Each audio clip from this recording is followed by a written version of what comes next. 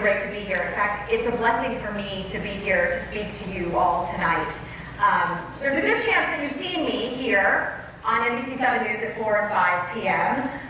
But in today's news climate, there could be a better chance that you've even gotten to know me here, online.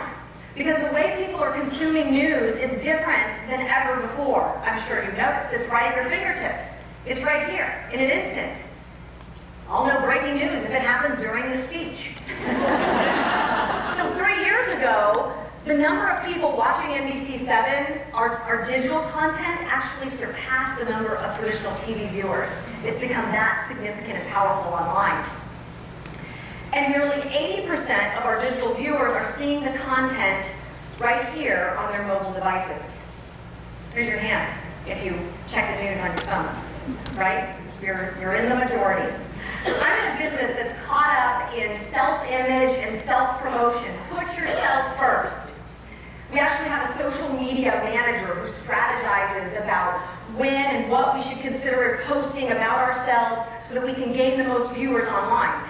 In fact, where I work, our value is often measured by the success of the number of likes or friends or comments, and they send out an email to the entire staff and laud those people weekly. We have a style consultant that tells us what to wear, tells me how to look, definitely tells me what not to wear, and it's exacerbated by the British accent, so it's all more dramatic. Oh, don't ever wear that again. So she comes in and she tells me, she goes through the word of, oh, yes, no, definitely no. A few of those still sneak in there, by the way. It's competitive, though. It's a competitive industry. We're constantly comparing ourselves to our competition. Or we're meeting with consultants. We have a whole parade of consultants that come through the newsroom. Try this way, try this that way, to be successful, to gain more viewers, to seek more accolade from our viewership. But as a mother and a wife and a pet owner and a homeowner, don't you think to some degree we're all caught up in that competition when we get sucked into the wormhole of social media? What are they doing? What do they have? I gotta log on and see who's doing what. Oh, that looks really good. Oh, I wish I had that. There's pressure to have it all, and social media becomes this driving force in a scramble for more. I mean, clearly, I am on a number of different platforms, and part of it is a requirement for work. And now I have to have a personal page and a professional page. It'll drive me crazy.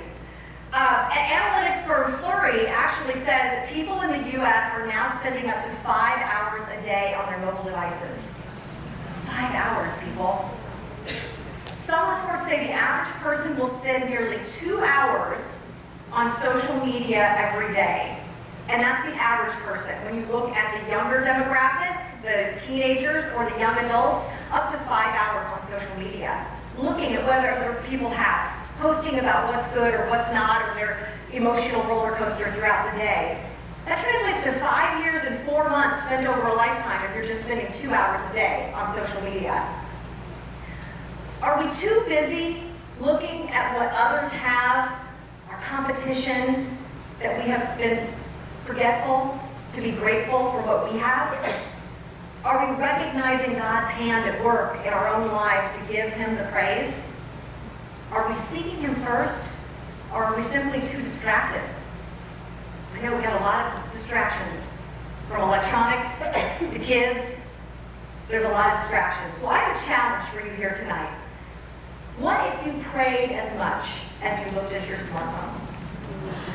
If you spend as much time, even a fraction of the time, seeking God and asking Him to intervene in the lives of your families, your children, your schools, as you spent on social media. Just a fraction of that time. Imagine what might be possible. Because you see, the way I got to be a Moms in Prayer leader, now the working moms liaison for Moms in Prayer, the reason I've been blessed with the platform to help connect other Christian women in the media, and frankly, really, the blessing to be here tonight as your speaker all comes from answered prayer. I'll explain in a minute. Those answered prayers have led me to my mission field, and this is it. Or this is part of it. I know God God has me on a mission to connect people of faith in my community and at work, to boldly invite them into fellowship and prayer, and to encourage them and to love them and to give back and remind them that we serve a God who is infinitely capable. Amen. We serve a God who wants us to be seeking Him first. Not all this. Seek ye first the kingdom of God and His righteousness, and all these things shall be added unto you. Matthew 6:33. Ask and it will be given to you. Seek and you will find. Knock and the door will be opened to you. Matthew 7:7. You can find this theme all over God's word. It is there. Seek, seek, seek. But the concept, if you think about it, is really counterculture. If we're not putting God first, if we're not taking time to seek Him, to consult Him, to read His word, to pray, we could spend a long time knocking. Trust me, I have lived that story as an overwhelmed working mother with a career, struggling to be a wife and a mom and trying to have it all, and ultimately ending up depleted by striving to do it all in my own strength. Okay, so let me explain. When I was hired with NBC here in San Diego back in 2004, I just knew it was only going to be a matter of time before I would surely be promoted from that freelance field reporter, the job I was hired to do, to the main news anchor, position of news anchor. I own the prize. I mean, I really thought, I was coming from Bakersfield. I had been at the CBS affiliate in Bakersfield, and I was the main news anchor there, so I thought, hey, I am qualified. I just got to get my foot in the door, and it'll just be a matter of time, and I'm going to be the news anchor. I felt entitled. I felt I deserved it. I worked really hard. Maybe I had a little bit of a pride issue at that point in my life. But just getting to San Diego was an answer of prayers, years of prayers, in fact, and sacrifice. So I was here, so I was like, Lord, I'm here, I am ready. News anchor position, here I come, NBC. And then I thought, okay, if I worked hard, it's just going to be, I just have to wait for the opportunity. Because the news director said, there's not a lot of movement, those positions don't really come up that often. Be patient, we'll have to see, So I thought, okay, as soon as one of those positions opens up, it's got to be me. So then one did. And I went to the news director's office, and I put together this resume tape of some of my news anchor stuff in Bakersfield, and some of the stuff I had done already at NBC, and I had this proposal. I really organized with, the presentation, the proposal, why I was going to be the best candidate for the job. And his response was, we're going in a different direction. Okay. Well, little did I know, over the next several years, I would hear that phrase, we are going in a different direction, time and time and time again. In fact, I was passed over for that anchor job, at least 4 times. I was disappointed. And I'm very goal-oriented, so I was like, Lord, I thought this was the plan. You'd placed this on my heart. What is the deal? Okay, my husband Kevin and I knew we wanted a family, so we're like, you know what? This isn't working out here. Let's go for the family plan. That was really a priority too. But we're like, okay, maybe God will make a way in that department. Okay, so welcome to parenthood, right? I had one child, then I had another child, and I'm sure as many of you can relate, the demands of being a working mommy were exhausting.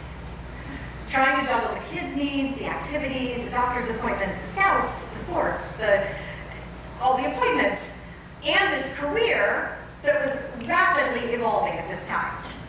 So people were consuming news in new ways than ever before, faster than ever before. They wanted information as soon as the story broke, which as a journalist makes me really nervous too, because that's when our credibility and accuracy has a chance to make a mistake. But they were, send it out, tweet it out. We got to get the story out. File your online report. We're going to send you here. No, now we're sending you here because people want breaking news. So work was chaotic, home was chaotic, and the reality was that I was breaking. Breaking news, I'm breaking. I was desperate for some peace and joy. For 5 years, and I don't know if Ashley remembers this, she's nodding, it's tight. I woke up at 2 in the morning to get to work by 3 in the morning to be sent to whatever story broke overnight. So when the news started at 4:30 a.m., I'd be at the house fire or the homicide or whatever had happened with 2 babies, no one's sleeping, right? So whatever the news of the day happened to be, I was there.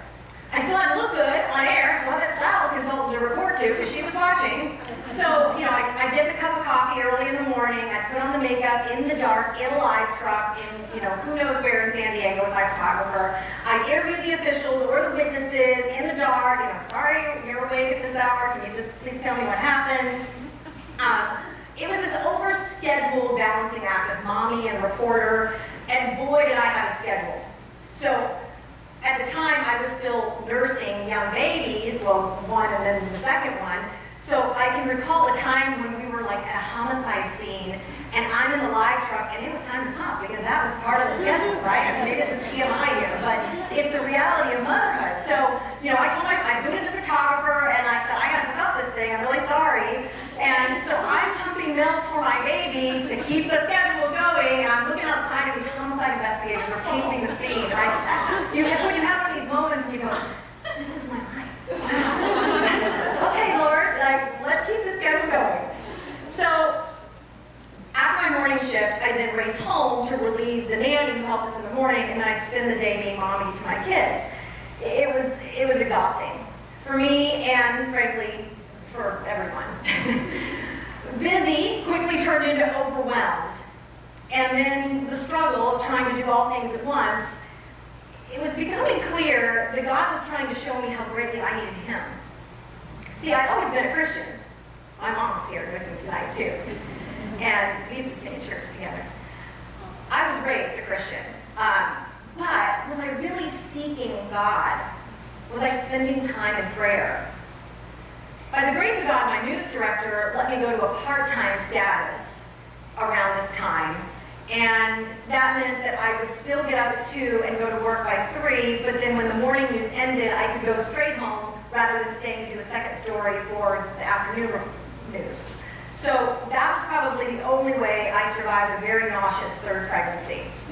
You can imagine morning sickness at 2 in the morning is like worse than, because it's all day sickness, let's be honest about that, right? And that was horrendous. My photographer got very comfortable with my quivering chin.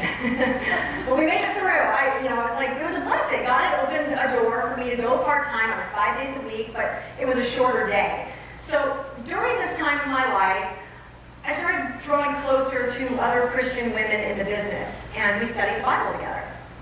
These women inspired me to grow closer to God. They taught me how to really seek, and they encouraged me to pray. I really needed the peace and the direction and the joy. But trying to hear God's whisper in the midst of the noise of my busy life was like trying to hear someone whisper a password in the middle of a rock concert. Is it any wonder we're not regularly hearing from God? Our minds are always plugged in. Think about that.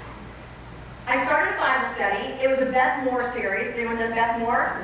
Love Beth Moore. It was called Believing God. And if you haven't done a Beth Moore Bible study, I would highly recommend it because her passion for her faith is just contagious.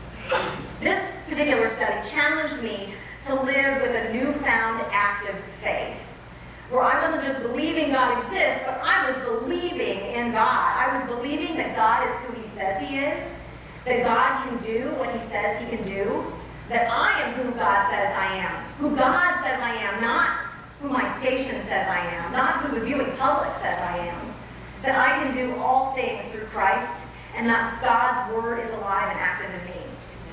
So during this time, I plugged in to the Daily Audio Bible. It was a podcast. And I was listening to God's Word in the very early morning hours, driving to some of the seediest parts of San Diego to cover that homicide or house fire or whatever it was, but it set my mind in a different place. And I also found a new love for Christian music. And that surprised me, because I love music, but I always was, rocking out some top 40 hits or whatever, but the Christian music, there's a whole world of really awesome Christian music out there. And it spoke to my soul in a way the other stuff just didn't. It felt empty. It was a new approach, putting God first. It meant I was expecting God to show up. This meant starting my day surrendering my plan to His plan. It was a big transformation. And frankly, it's a daily walk because I'm not perfect and I still have a lot of plans, I still have that to-do list, but I have to reset and say, God, what is your plan today? Joyce Meyer says, when we're busy doing God's business, he'll take care of our business. I always like that. When our eyes aren't focused on ourselves and we fix them on what is praiseworthy or glorifying to God, we're going to find far greater reward and contentment than anything this world can offer us. Okay, so then it happened. The week I went into labor with baby number 3, little baby Kelsey, NBC's main news anchor announced she was leaving. And there was that opportunity. Our station was adding a show to the lineup, a midday newscast.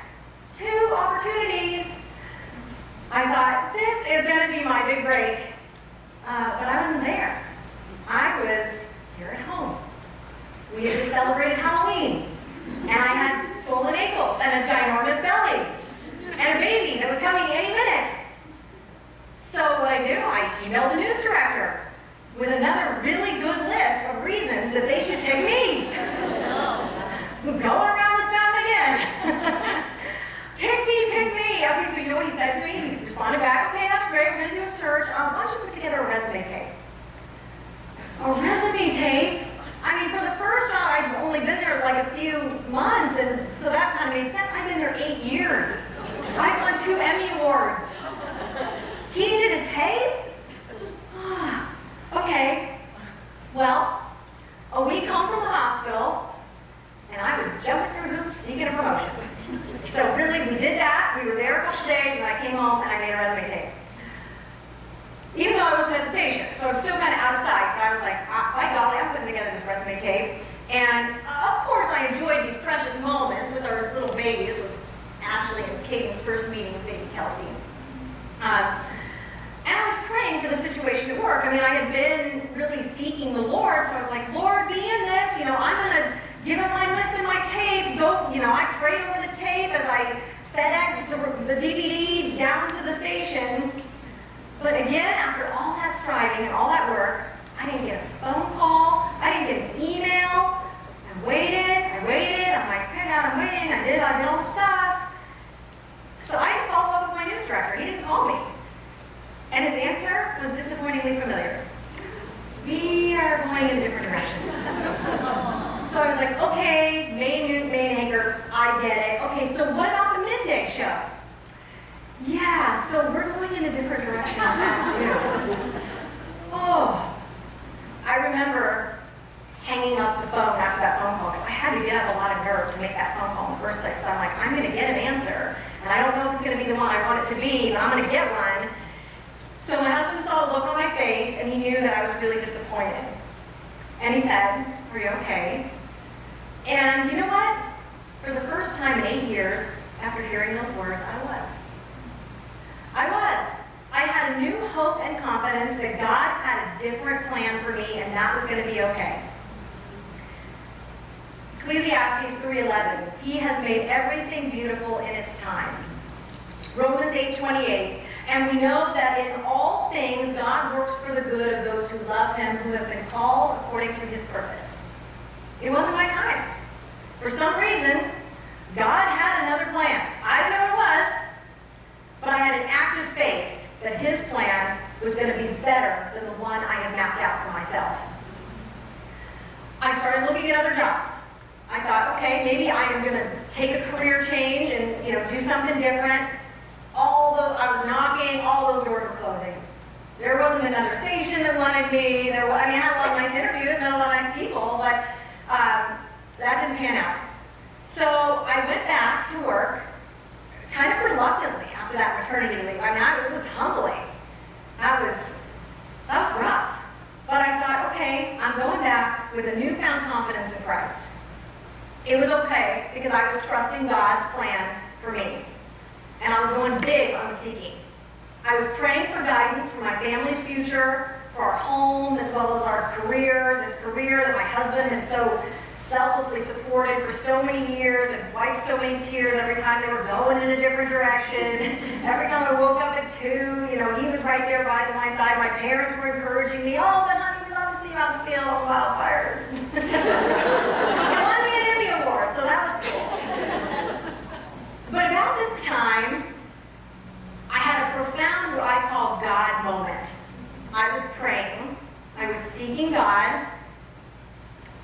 actually in the shower. Maybe the hashtag here should have been take more showers. I thought it was cool that I even found this little picture.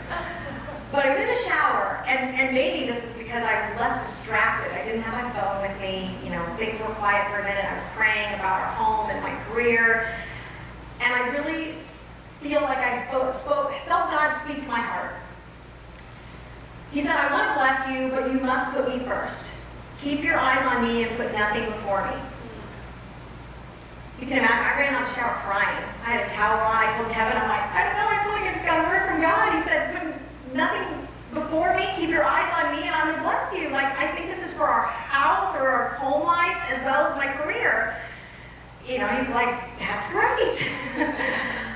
So, anyway, we proceed, and I keep going with the seeking and say no to myself, say yes to God, no to self, yes to God. It's kind of like a mantra. You got to keep going with that. When we want His way more than our way, we are blessed. And shortly after that, God made a way for us to build a new home in the Scripps Ranch community where we now live. It's a property that we just love. We love to entertain. We love to share it. It's close to our family. We're surrounded by neighbors and friends that we love. And during my eldest daughter, Ashley's first year at her new elementary school, after moving to this new home, I was invited to a Moms in Prayer group. It is so tender to hear another mother pray for your child. Amen. Right? This group has certainly strengthened my prayer life. So I attended that group, and we met at a home nearby, and that woman ended up moving, and I said, well, I guess I can host the prayer group. So then I started hosting the prayer group, and the prayer leader then kind of said, you know, I don't really feel called to lead this anymore. Would you lead the prayer group? And, okay, you know. And then as it turns out, I know the communications director at Moms in Prayer, and she's recently asked me to be the Working Moms Liaison. And so, you know, it's beautiful how God just opens doors and makes it easy like that sometimes, right? So those Christian women in media who encouraged me to earnestly seek the Lord, well, they're now part of a growing network of other Christian women in the media, and I'm blessed to help connect them as well. And we frequently gather at my home. And I can now see that God was preparing me through all of those years of waiting for a position of spiritual leadership. God doesn't waste anything. He is using those times of waiting to gently shepherd us. We were settled into our new home in the summer of 2013, and the seemingly never-ending multi-phase landscaping project was underway. And guess what? The Monday through Friday evening anchor spot opened. The gal that they hired, that the different direction that they took, was leaving. And for the first time, I didn't apply for the job. My husband said, what are you gonna do? Look, she's leaving. This is the job. I said, no, I'm gonna pray. As Charles Spurgeon puts it, prayer is the slender nerve that moves the muscle of omnipotence. Prayer, ladies, has the power to change everything. Circumstances, other people, the course of history. But are we living like we believe it? What if we move from self-confident to truly Christ-confident? I was Christ-confident this time. It took me 9 years into my NBC San Diego career to finally get it that God had it under control. And this approach was very different for me. Believe me, there was like part of me inside was like, tape, list, you know. Nope, I am praying. I was not going to wave the flag of self-promotion. I wasn't going to the news director with a list of reasons that I thought I should get the job. It was so uncharacteristic of me, in fact, that my news director called me into his office and he said, what's going on? Why haven't I heard from you? I said, well, I figured, you know, if you were interested in me, you knew where I was, and we'd be having a conversation. What I really knew and what I really kind of wanted to say was, if I was supposed to be there, God was going to orchestrate the details. Jeremiah 29:11, for I know the plans I have for you, declares the Lord, plans to prosper you and not to harm you, plans for a hope and a future. I know that scripture well, but I recently took a closer look at it, and I read on, and look what it goes on to say. Then you will call on me and come and pray to me, and I will listen to you. You will seek me and find me when you seek me with all of your heart. Believe it. It's a promise. This time, I didn't have to do a thing. A few weeks later, NBC offered me the job, still part-time, so I could balance my home life with my career life. It was better than I ever could imagine. Oh, and they said, here's a raise. Didn't even ask. I was sitting in the news director's office, thinking in my mind, well, I think this job is really worth this, and guess what? That was the number he gave me. Just like that. My colleagues and friends tease me about having the holy grail of anchor jobs, because I go in early afternoon and I anchor our 4 and 5 p.m. newscast, and I usually leave at 5:30 to be home in time to fix dinner. There are some days I stay late to do vacation relief, and there's sometimes when I invest more time for special reports and things like that, but a lot of that is up to me. I give God all the praise for this answered prayer. He made something possible that I had tried in my own strength for 9 years to do and failed. I know that this is exactly where God wants me, for now. And maybe his plan will change. In fact, maybe his plan will go in a different direction. But in a business where people are concerned if they'll have a job after the next ratings period, I can find peace and rest knowing that whatever comes next is going to be exciting because it's going to be God's plan for me. God is writing my story. And it's still a power struggle sometimes between my way and God's way. And I have to remind myself of his faithfulness and his goodness. To put my way aside and seek him first. God's writing your story too. He has uniquely gifted each of us for something different and something great. So I want to encourage you, if you are stuck in a waiting, holding pattern right now, or if you feel like you have taken a dramatic detour, seek him. Pray. Get involved in a prayer group. With the Lord as our shepherd, there may be a blessing around that next corner. You could be on the verge of your breakthrough and not even know it. No, God definitely doesn't answer all the prayers exactly like we think he should, or when he should. But it's for our best interest. I mean, honestly, I thought God should have answered my prayer for that NBC News anchor position like years ago. How about through a nauseous pregnancy? That would have been nice, right? But now I see that this time was preparing me and my heart so that when the time came, I could truly recognize that this was not of my doing. God deserved the praise. As a mother, I know I am called to pass on my faith to my children. And I can think of no greater gift for my kids to inherit than knowing that they can walk closely with the Lord. Ashley, you can cast your cares upon him. You can ask him to answer your prayers. You can consult him for wisdom, be led by his peace, and claim the peace, joy, and prosperity he wants us all to have. One of the most compelling ways to teach our kids about the power of prayer is to point out what God has done in your life. And this is the first time Ashley's hearing me speak like this. I mean, we talk about things at home, right? We pray at home and do things, but as I was writing this, I thought, she needs to be here to hear this. My testimony, God's story in my life. In Moms in Prayer, we witness as a group answered prayer. You've seen it, right? Those of you who are part of a group. I know it can be uncomfortable for some to pray out loud, and that's something I hear a lot as a group leader. People are intimidated or afraid to pray out loud. Well, I want to encourage you that even just your presence at a Moms in Prayer group is impactful. You don't have to say a thing. You just show up and be there. You give us a prayer list and we will pray. Seeking God on behalf of our family and schools is time well spent. Think of what God can accomplish in an hour of heartfelt prayer. Far more than anything which we are capable of in our own strength. If you're weighing your volunteer time, get yourself to a prayer group because that's going to be impactful. Typically at Moms in Prayer, I choose one of my 3 kids to pray for each time we pray.